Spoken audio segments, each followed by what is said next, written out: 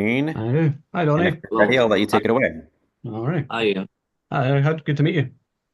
Nice to meet you. And thank you for taking the time to chat with me. Absolutely love The Prosecutor.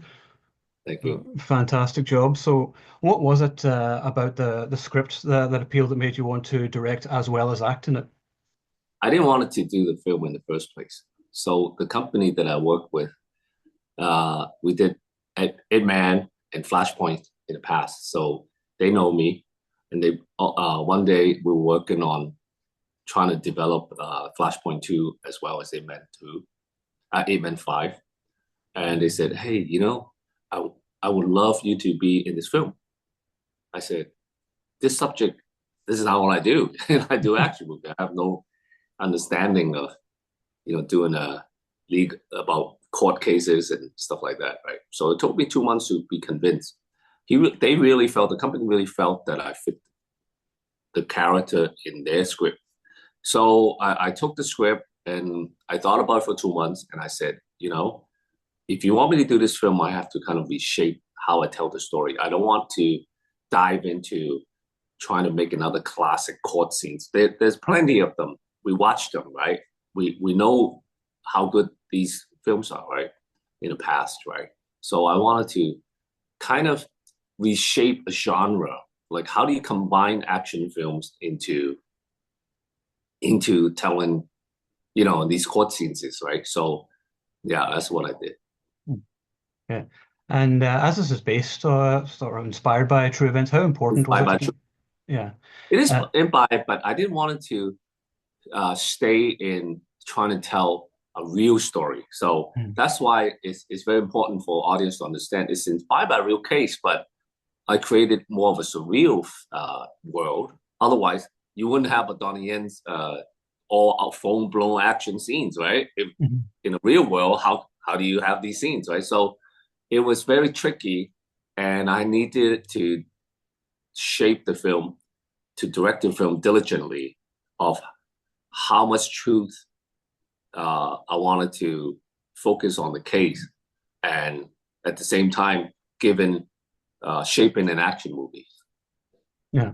The opening scene is fantastic. That action sequence with the, I think it's like a POV Yeah, camera shot. it Can you is. talk about It putting is. that together? That was Yeah. incredible. Thank you. So how did you put that together? I usually shape action scenes in my head way before I start shooting the film. When I go through a scene, usually the process is like I have a scene in my head, A to B, without the dialogues, and images are being formed in my head.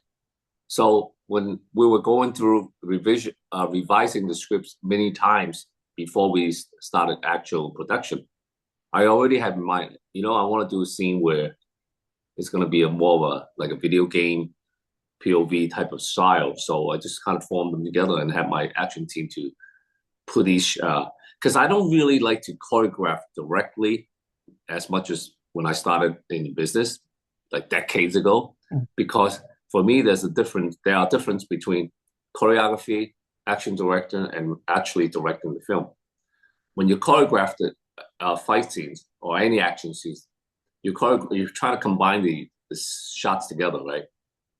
Or the moves together. But then ultimately, you have to depend on the action director and how he formed the shots, right?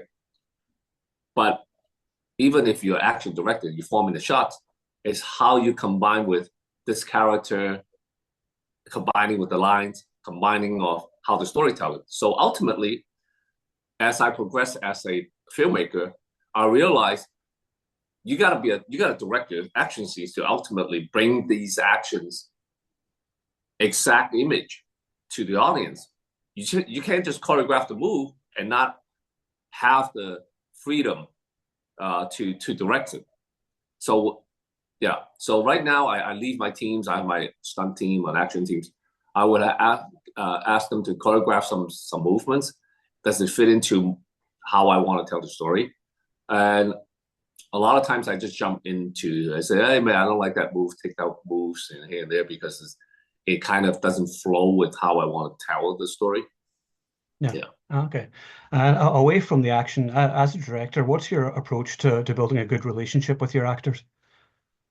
You just got to be open minded. You got to present your case as well as listen to them.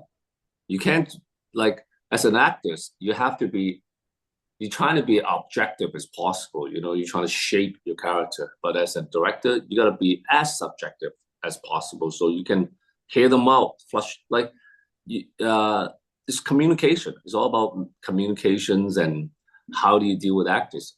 Unfortunately, I have a lot of this film. I have great veteran actors, but they're all very cool and they have a lot of trust in me.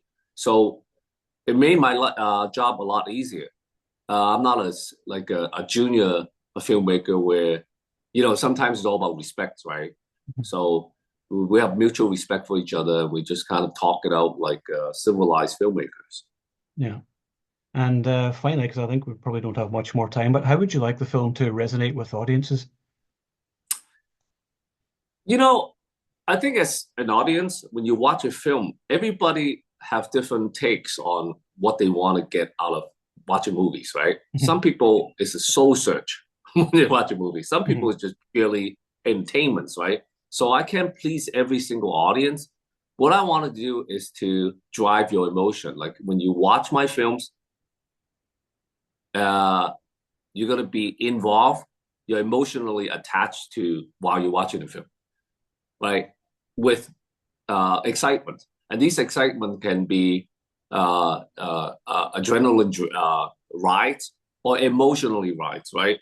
Mhm. That's ultimately what I wanted to do with my films.